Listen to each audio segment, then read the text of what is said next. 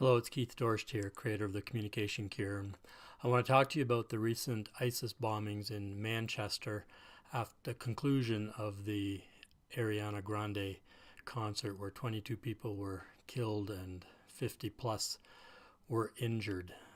What's in the news now is really how to talk to your children about what happened.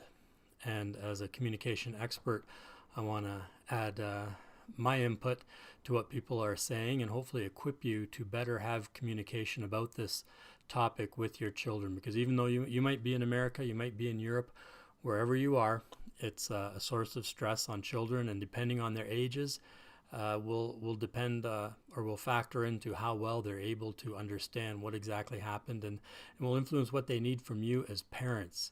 So at the end of this video, I'm going to talk to you about the Communication Cure talk on terrorism that you can purchase to use with your children ages 5 to 12, around there, and just make sure you have the best quality conversation that you can have with them. But before I talk a little bit about that, I want to go over, I've got lots of paper here, not lots, 3 actually, from experts in these issues, suggesting what you should be covering and not covering with your children. And I want to share some of this stuff with you so you can see what they're saying. And a lot of times the difficulty is in having the information but not being able to apply it correctly and having a good conversation with them. And the Communication Cure is going to help you do that. So let me tell you what experts, psychologists are saying about communication and some other indicators of the level of fear inside children currently because of what happened over there. This first article is a CNN article by Juliet Kayyem, and she is a former assistant secretary in the Department of Homeland Security in the Obama administration. And she wrote a book on helping your kids feel safe in the home front with Homeland Security. And she starts off saying that, at a time when we want our children to be fearless, this attack comes. And that's really what these attacks want to do, is they want to create fear in people and in children. And they've just done this with the most vulnerable out there in our society, is the children. She says that the artist performing this concert represents everything she wanted her daughters to become, and that was fearless. And raising, she says, fearless kids right now is maybe not our primary concern. It's really keeping our kids so close to us that we never get separated from them so that nothing bad ever happens to them. And I can see that shift happening when something traumatic happens like this bombings. But we do need to get back to very quickly raising fearless children. And my personal reason for that is because fear is the enemy of relationship. And so when these terrorist acts occur and stir up fear, people become less relational and they isolate, and a lot of bad behaviors, wrong behaviors, harmful behaviors can come as a result of that, as well as broken relationships. And it all stems back to where fear got its root in that person's life. And this bombing is an example of where such a root can be planted.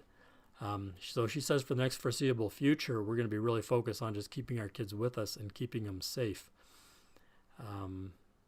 She says, the pictures from Manchester show what is the case in all of these attacks, the undeniable, unbearable need for family unification.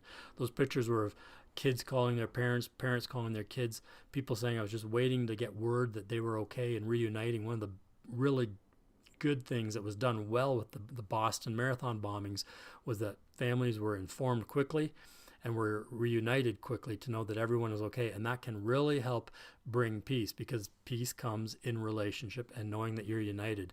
So as you talk about this topic with your children, you're going to want to make sure there's a sense of unity and that you're really more focused yourself, and your intent is on creating unification and closeness and intimacy with your child, talking about it than just talking about the facts. They play a role, but they're not the primary power in a conversation. It's the closeness and unity that can be created.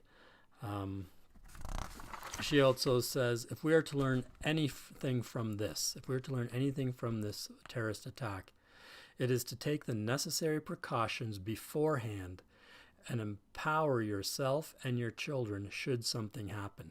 And so the Communication Cure talk on terrorism does just that. It's preventative.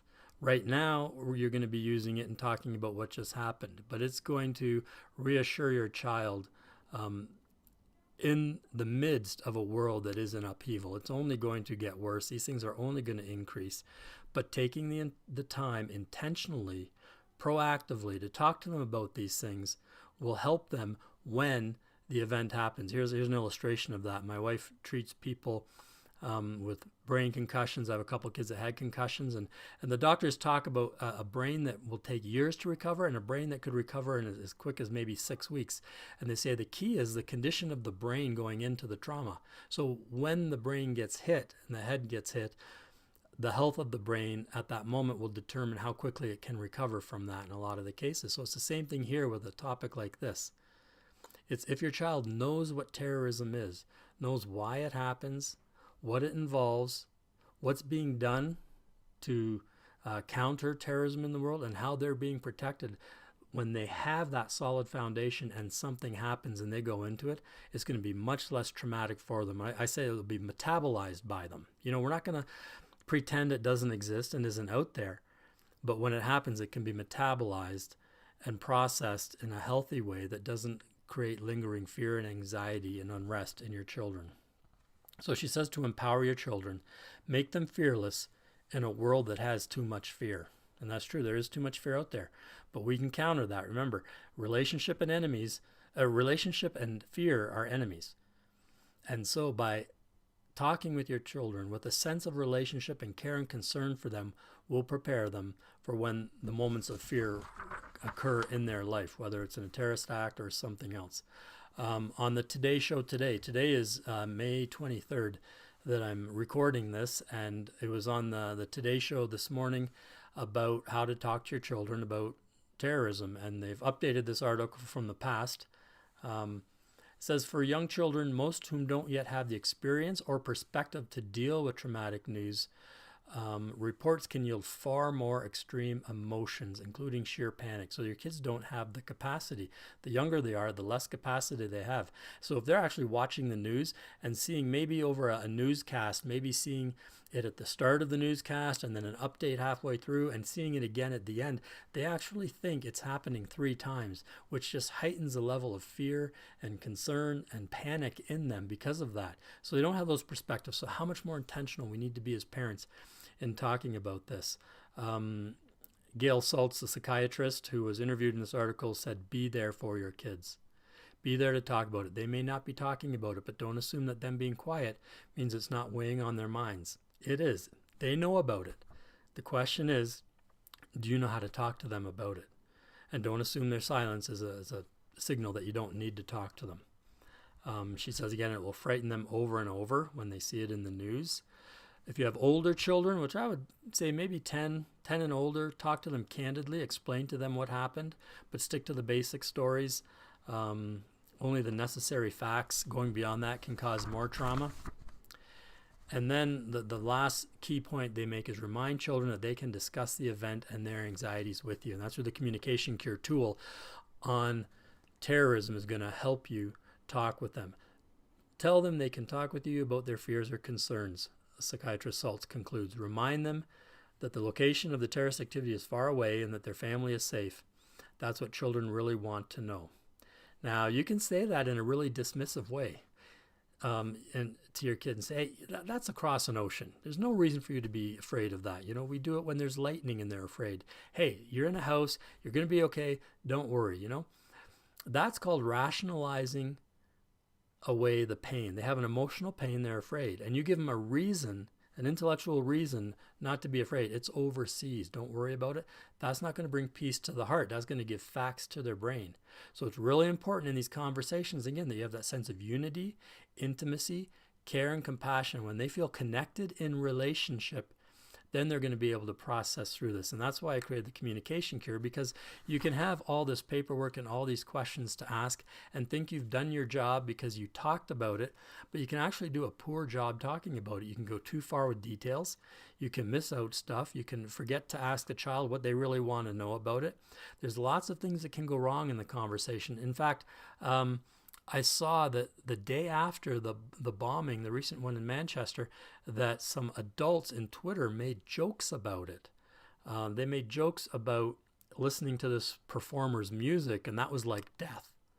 And they were likening that death of listening to her music to actual people who died in that. And that's really immature and really damaging. But if professional people can miss it so badly in mentioning these topics, imagine us as parents feeling the responsibility to take care of our children to not do it well or as well as it could be and actually meet with the needs of your child. So that's why this tool that's online, that actually using the computer asks the questions in a calm, soothing voice, and you sit with your child, creating that unity and intimacy with them, while both parent and child are learning about what terrorism is, what's behind it, what its purpose is, why people do it, what their intentions are with it, what is being done to fight it, and then open the floor for any conversation and questions your child might have. And it guides you through that in a self-advancing format with music playing in the background, everything that neurologically can bring calm and peace to your brain while you're having this conversation. There's music playing.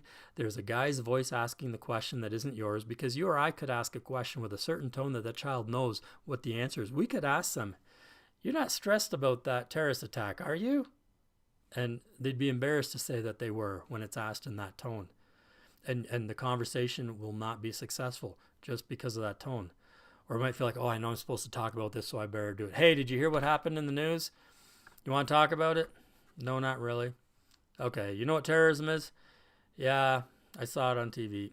And there's not a conversation. Remember, it's not just the exchange of facts. It's a connection of heart to heart. Not head to head. It's going to be heart to heart. When you go head to head, you give an education. When you go heart to heart, you change a person and you bring peace into their life, peace into their heart. And that's what we need when there's all this fear going on. The communication cure is designed to do that in a very easy way for you. A couple more things from the BBC News right over there in Manchester that came up today. Some of the questions like, should I shield them from the news? And the professionals say it's better talking about these issues than avoiding them. Give the child basic facts, support them and comfort them. Can't emphasize that enough. Avoid the nasty details. Trying to hide the news is not helpful to them because they know something is going on, and you want to build trust with your child. So you got to be open and honest. Could this happen again, your child might ask, and giving an honest answer that it could. Again, we're preparing them because times are going to get scarier. There's going to be more talk of wars going on. Who knows what's going on all over the world. There's potential wars and terrorist attacks going on. It's only going to increase. And remember, your child needs to be positioned to go into it. And that positioning is a strong relationship with you where you're caring and compassionate on these topics, where you're not impatient with them, where you show understanding, and the communication cure will provide all that for you in a really easy format on your computer. Some signs that your child might be traumatized by the news that they're hearing.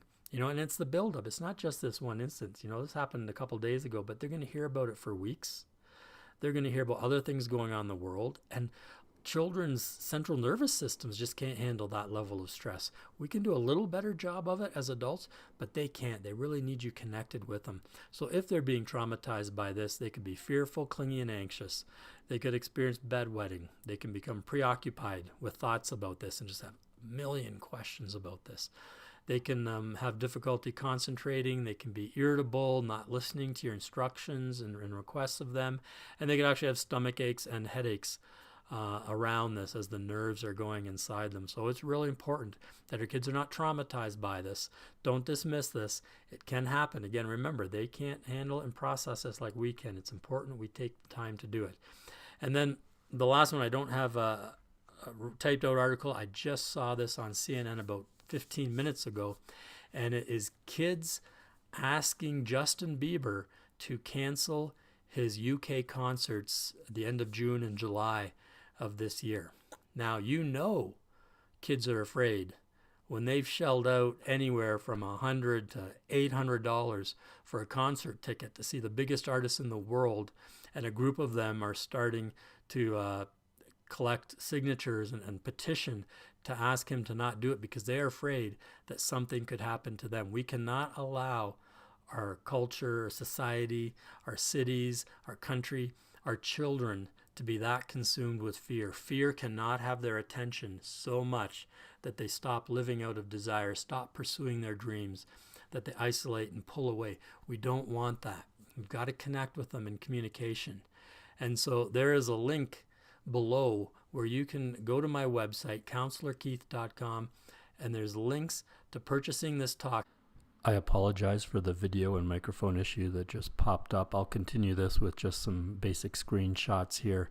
Again, go to the link below and you'll be taken to my website where you can purchase the Communication Cure talk on terrorism and actually engage your child in face-to-face, heart-level, peace-providing communication on this important topic of terrorism. Again, we want no fear in our children. This talk will take you between 20 and 30 minutes to have. At the 20-minute mark of connected, intimate conversation, there's a release of oxytocin, which is a bonding chemical. That bonding chemical reminds you that you are in relationship, so that when fearful things are presented to you on social media or in the news, you're less reactive to it, because you have the protection of knowing that you're in relationship. So we constantly need to be having this meaningful connection and communication with our children so that they're not traumatized by what they're hearing and seeing and watching. So please take me up on this today. We need to fight against the terrorism, and we're going to do it by engaging our children in meaningful conversation. It's counselorkeith.com. Follow the link below. Thank you so much for your time and attention to this video today. God bless you.